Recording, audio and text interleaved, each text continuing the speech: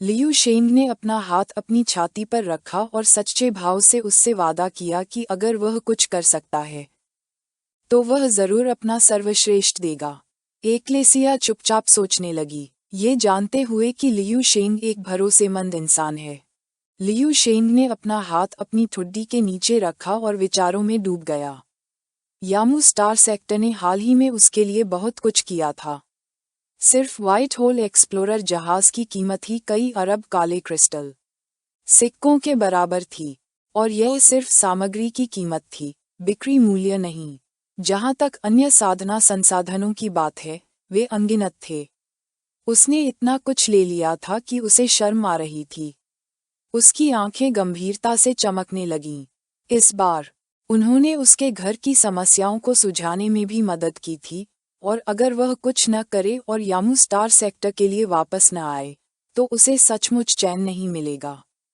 एक दयालु मुस्कान के साथ सेबस्टियन ने अपना हाथ बढ़ाया और हमारे लड़के से पूछा कि क्या वह अन्य स्टार सेक्टरों के प्रतिभाशाली लोगों के साथ एक युद्ध प्रतियोगिता और कौशल विनिमय में शामिल होकर अपनी मार्शल क्षमता में सुधार करना चाहता है। ये सुनकर लियू शेंग अचानक अपने विचारों से बाहर आया।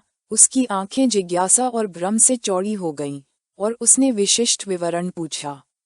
गंभीर दृष्टि से सेबस्टियन खड़ा हुआ, लियू शेंग की ओर अपनी उंगली उठाई और स्पष्ट किया कि यामू स्टार सेक्टर के नाम पर वे आसपास के 13 स्टार सेक्टरों के साथ मिलकर एक भव्य अंतरक्षेत्रीय स्टार स्तरीय मार्शल जीनियस एक्सचेंज टूर्नामेंट शुरू करेंगे। सेबेस्टियन ने अपना हाथ हवा में उठाना शुरू किया, और कुछ ही देर बाद पूरे ब्रह्मांड का एक होलोग्राम प्रकट हुआ।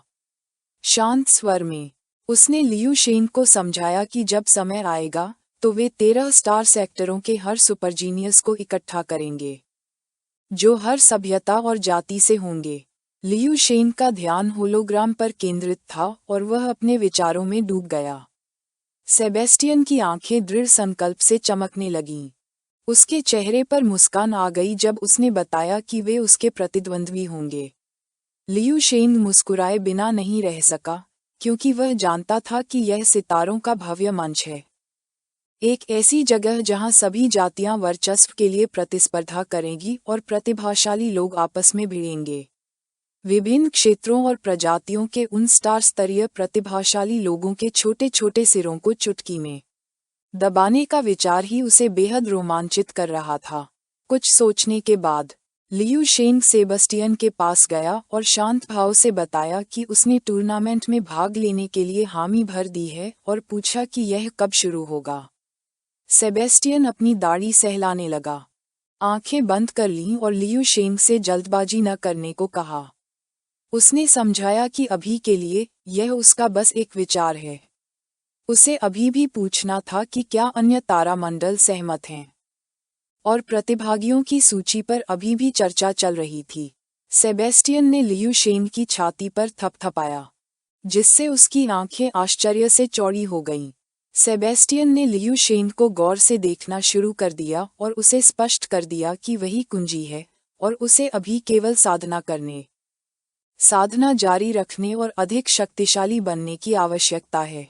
एकलेसिया उनके पास आई और उन्हें बीच में रोककर लियू शेंग को समझाया कि यद्यपि अमर श्रेणी का वंश शक्तिशाली होता है, फिर भी उसकी वर्तमान शक्ति का स्तर थोड़ा कम है। उसने अपनी बाहें पार कर लीं और उसकी आंखें गंभीरता से चमकने लगीं। उसने समझाया कि अन्य तारामंडलों में निश्चित रूप से अमर श्रेणी के प्रतिभाशाली लोग नहीं हैं, लेकिन उनमें से 1 दर्जन में कम से कम कुछ तो होंगे ही। कुछ तो चमकते चांद और सूर्य के प्रकाश के स्तर के होंगे। 12वें स्तर के शक्तिशाली लोग भाग नहीं लेंगे, लेकिन 11वें स्तर के लोगों की निश्चित रूप से कोई कमी नहीं होगी। सेबस्टियन, जिसने अपनी बाहें पीठ के पीछे कर रखी थीं, ने स्वीकार किया कि वह सही थी, लेकिन लियू शेंग को चेतावनी दी कि वह उत्साह में न बह जाए। हालांकि लक्ष्य लोगों को अपने स्पैरिंग पार्टनर के रूप में लाना था, लेकिन जीत या रैंकिंग वास्तव में मायने नहीं रखती थी। जो भी हो, उसके भविष्य की संभावनाएं उन सभी की संयुक्त संभावनाओं से हजारों गुना व्यापक थीं। लियू शेंग बिना किसी रुकावट के चुपचाप सुनता रहा। सेबेस्टियन ने अपनी आंखें बंद कर लीं और एक आह भरी। तभी उसके शरीर से एक तीव्र और शक्तिशाली हरी मार्शल ऊर्जा निकलने लगी। उसे अब भी उम्मीद थी कि स्टार सेक्टरों के शीर्ष प्रतिभाशाली लोगों का यह अभूतपूर्व टूर्नामेंट शक्ति का प्रदर्शन होगा। अमर श्रेणी की वंशावली के मूल्य को प्रदर्शित करेगा और उनके यामू स्टार सेक्टर की प्रतिष्ठा को बढ़ाएगा। लियू शेंग जमीन की ओर देखने लगा और उसके चेहरे पर एक उत्साहित मुस्कान फैल गई। उसकी आंखें आत्मविश्वास से चमकने लगीं और उसने सेबेस्टियन से पूछा कि क्या सभी प्रतिद्वंद्वी केवल 11वें स्तर के होंगे। उन्होंने कहा कि यह पर्याप्त नहीं है और कम से कम उन्हें 12वीं स्तर की मार्शल आर्ट की और प्रतिभाएं लानी चाहिए, वरना दबाव बहुत कम होगा। ये सुनकर सेबेस्टियन और एक्लेसिया की आंखें आश्चर्य से चौड़ी हो गईं और उनके जबड़े सदमे से खुले रह गए। उसी समय नीले ग्रह पर समुद्र के पास किसी द्वीप पर दिन का समय था और सीगल आकाश में उड़ रहे थे। कुछ ही दूरी पर बिकिनी पहने महिलाओं का एक समूह समुद्र तट पर एक खूबसूरत दिन का आनंद ले रहा था और उनके पीछे एक गिलास में नारियल पानी पी रहे एक आदमी पर एक घूंट पीने के बाद उसने अपनी घड़ी चालू की और मुस्कुराते हुए माज से पूछा कि इस बार उसे कितना मुनाफा हुआ।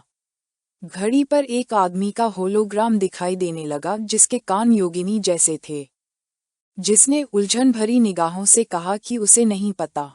मोटे आदमी के चेहरे पर एक आत्मविश्वास भरी मुस्कान फैल गई और उसने अपनी उंगली उठाकर बताया कि यह 1 लाख, कम से कम 1 लाख काले क्रिस्टल के सिक्कों में है। ये सुनकर मास की आंखें आश्चर्य से चौड़ी हो गईं और उसका जबड़ा खुला रह गया। उसे यकीन नहीं हो रहा था कि वह मजाक नहीं कर रहा था और इस तरह का मुनाफा वाकई मुमकिन है। मोटा आदमी झूले में लेट गया और जोर जोर से हंसने लगा। उसने बताया कि मास को पता ही नहीं था कि यह निम्न स्तरीय संसाधन वाला ग्रह वास्तव में कितना समृद्ध है। उसका पूर्ववर्ती एक मूर्ख था, क्योंकि जब भी वह संसाधन इकट्ठा करने आता था तो वह ठीक उतनी ही राशि लेता था जितनी बॉस उसे लेने का आदेश देता था, जिससे वह उसकी नज़र में पूरी तरह से मूर्ख बन जाता था। उसने नारियल मेज पर रख दिया और घमंडी भाव से कहा कि यह अच्छी बात है, क्योंकि अगर लैन चेंग बेवकूफ न होती तो उसे कोई फायदा नहीं होता। मोटा आदमी निश्चिंत हो गया, ये जानते हुए कि यहाँ कुछ और बार आने से उसे घर, अंतरिक्ष यान खरीदने और मरीना से शादी के लिए दहेज देने लायक पैसे जमा करने में ज्यादा समय नहीं लगेगा। मोटा आदमी पागलों की तरह हंसने लगा। उसने पहले जो उपहार दिए थे वे बिल्कुल बेकार नहीं गए, क्योंकि उन्हें एक ही बार में संसाधन विभाग में भेज दिया गया था। सुविधाएं वाकई असाधारण थीं। उसने उपहारों पर खर्च किए पैसे एक ही बार में वापस कर दिए। मंगल ग्रह मोटे आदमी को घूरने लगा और ईर्ष्या से खुद को रोक नहीं पाया। सबसे निचले स्तर पर काम करना मुश्किल था, जबकि मोटे आदमी को हर संसाधन ग्रह पर सबसे अच्छा व्यवहार और सेवा मिली। उसे अलग अलग ग्रहों के नज़ारों का भी आनंद लेने का मौका मिला। उनकी खूबसूरती और लजीज खाने का तो कहना ही क्या। मंगल की आंखें गुस्से से चमकने लगीं, जिससे उसने अपनी मुट्ठियां भींच लीं। उसने कहा कि मोटे आदमी ने तो सब कुछ कर लिया है और वह भी संसाधन विभाग में तबादला चाहता है। आत्मविश्वास से भरी मुस्कान के साथ मोटे आदमी ने समझाया कि वह इस तरह नहीं देख सकता, क्योंकि कुछ जगहें सुविधाओं से भरी हैं, जबकि कुछ इतनी बंजर हैं कि वहां पक्षी भी मलमूत्र नहीं करते। नीले ग्रह का नक्शा उसके दिमाग में आया जब उसने बताया कि उदाहरण के लिए उसका वर्तमान स्थान नीला ग्रह A28462 साधारण लगता है और उसकी सैन्य सभ्यता केवल 300 साल पहले ही शुरू हुई थी। हालांकि किसी ने सोचा भी नहीं होगा कि ग्रह के स्टावन ऊर्जा क्रिस्टल भंडार की उनकी खोज 90% तक पहुंच गई थी। इस ग्रह ने ही उसे लगभग 10,000 काले क्रिस्टल सिक्के दिलाए थे। मंगल ने अपनी आंखें बंद कर लीं और अपनी बाहें क्रॉस कर लीं। उसने इसे अपमानजनक समझा और उसे सावधान रहने की चेतावनी दी, क्योंकि ऊर्जा क्रिस्टल के इतने प्रचुर उत्पादन का मतलब कई सैन्य शक्ति केंद्रों की उपस्थिति होना चाहिए। उसके अनुसार निचली सभ्यताओं के लोग सभी क्रूर थे, और अगर उसने उन्हें उकसाया तो वे मिलकर उसका वध कर सकते थे। जब मंगल बोल रहा था तो मोटा आदमी मुस्कुराया और बताया कि वह उससे ज्यादा सतर्क है और उसने बहुत पहले इसकी जांच की थी। नीले ग्रह पर सबसे ऊंचा स्तर केवल 9 था, और उनकी संख्या 100 से भी कम थी। सभ्यता की विरासत के बारे में मोटा आदमी 2 महिलाओं को समुद्र में खेलते हुए देखने लगा। सभ्यता की विरासत के बारे में यह उसे काफी अजीब लगा। मूल सैन्य विरासत काफी उन्नत लग रही थी, लेकिन शीर्ष स्तर की विरासत बहुत पीछे थी। मोटे आदमी ने कल्पना की कि लियू शेंग तीव्र सैन्य ऊर्जा से घिरा हुआ है, और मंगल ने बताया कि ऐसा इसलिए है क्योंकि युद्ध के देवता नामक एक प्रतिभाशाली व्यक्ति इस ग्रह पर प्रकट हुआ था और पहले ही तारों की ओर प्रस्थान कर चुका था। उसने अनुमान लगाया कि निचले स्तरों की वे उच्च स्तरीय विरासतें बाहर से खरीदी गई थीं और वहां फैलाई गई थीं। आखिरकार निम्न स्तरीय सामग्री सस्ती थी। मास की आंखें गंभीरता से चमकने लगीं जब उसने उसे चेतावनी दी कि स्थानीय सभ्यताओं के प्रतिभाशाली लोग जो अपने ग्रह को छोड़ सकते हैं, वे सरल नहीं होते, और उसे अपने कदमों पर ध्यान देना चाहिए, वरना वह जाल बिछा देगा। मोटा आदमी मुस्कुराए बिना नहीं रह सका। उसने उपेक्षापूर्ण भाव से इशारा किया और तिरस्कार से पूछा कि क्या मास सचमुच सोचता है कि उसे उनसे डरना चाहिए। उसने समझाया कि इस ग्रह को लेवल 10 का मार्शल लाइसेंस भी नहीं मिला है, जिसका मतलब है कि इसने कभी लेवल 10 से ऊपर का कोई योद्धा पैदा नहीं किया है। उसने दावा किया कि वे उसके लिए जितने चाहें उतने लेवल 9 के योद्धा ला सकते हैं। वह उन सभी का सामना करेगा।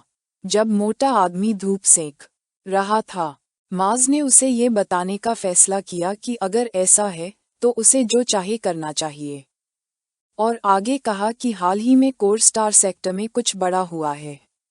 मंगल ने अपनी मुट्ठी कसकर भींच ली और गंभीरता से भरी निगाहों से बताया कि पड़ोसी यम्मू तारामंडल में एक अद्भुत अमर शरीर वाला महापुरुष प्रकट हुआ है, जिसने हर तारामंडल में हलचल मचा दी है। ये सुनकर मोटे आदमी ने पहले अपना चश्मा ठीक किया और फिर उसकी आंखें आश्चर्य और भय से चौड़ी हो गईं, जिससे वह स्तब्ध रह गया। उसे विश्वास नहीं हो रहा था कि वह क्या सुन रहा है। अमरता की उपाधि को वह हमेशा एक किंवदंती मानता था। माज ने अपना हाथ अपने चेहरे पर रखा, एक गहरी सांस ली, और मोटे आदमी से कहा कि वह खुद ही इसे खोज ले। मोटे आदमी का ध्यान उस पर था, उसका मन जिज्ञासा से भर गया। माज ने अपने हाथ फैलाए और अंदर की कहानी बताने का फैसला किया, ये समझाते हुए कि वह प्रतिभाशाली व्यक्ति मूल रूप से उनके श्वेत धुंध तारा क्षेत्र का था, लेकिन एक प्रवर्तक की लापरवाही के कारण यम्मू तारा क्षेत्र ने उसे चुपके से छीन लिया था। परिणामस्वरूप उस प्रवर्तक को 3000 वर्षों के लिए वॉरफील्ड तारे में निर्वासित कर दिया गया। कई स्पष्टीकरणों के बाद मोटे आदमी ने अपना हाथ अपनी ठुड्डी के नीचे रखा और मुस्कुराए बिना नहीं रह सका, यह महसूस करते हुए कि यह सब वास्तव में हुआ था और यम्मू तारा क्षेत्र के पास कुछ बहुत ही चालाक तरीके थे। माज ने कई उच्च श्रेणी के कुलीनों की कल्पना करना शुरू कर दिया और बताया कि इस समय कोर स्टार जोन के कुलीन अपने ही क्षेत्र के निम्न स्तरीय सभ्य ग्रहों पर प्रतिभाओं की पागलों की तरह खोज कर रहे हैं, और यह एक वास्तविक चलन बन गया है। पसीने से लथपथ चेहरे के साथ माज ने उस पर उंगली उठाई और उसे याद दिलाने का फैसला किया कि निम्न स्तरीय संसाधन ग्रहों पर अपनी सीमा का उल्लंघन न करे, वरना अगर उसने किसी राक्षसी प्रतिभा को उकसाया तो वह परिणामों को झेल नहीं पाएगा। घबराए हुए भाव के साथ मोटा आदमी हाथ हिलाकर वादा करने लगा कि वह इतने महत्वपूर्ण व्यक्ति से कभी नहीं टकराएगा, क्योंकि वह तारा समूह संख्या 2837 में था, जो मूल रूप से उपनगरों का उपनगर है। उसी क्षण मास की घड़ी बजने लगी और घबराए हुए भाव के साथ उसने बताया कि जाहिर है वह प्रतिभा उनके तारा समूह में ही पाई गई थी। ये सुनकर मोटे आदमी ने अपना चश्मा उतार दिया। उसकी आंखें डर से चौड़ी हो गईं, सोच रहा था कि कहीं माज उसके साथ मजाक तो नहीं कर रहा। गुस्से से भरी निगाहों से उस मोटे आदमी ने उस पर भय फैलाने का आरोप लगाया। उसने दावा किया कि अगर वह प्रतिभाशाली व्यक्ति सचमुच क्लस्टर 2837 में था भी, तो वहां करोड़ों जीवन देने वाले ग्रह थे, जिससे संभावना करोड़ों में एक हो जाती है। उसे इतना यकीन था कि वह उससे नहीं टकराएगा कि उसने कसम खा ली कि अगर वह उससे टकराया तो वह हाथों के बल खड़ा हो जाएगा और उसे तुरंत दस्त हो जाएंगे और फिर सारा पानी पी जाएगा। यह वीडियो खत्म होता है।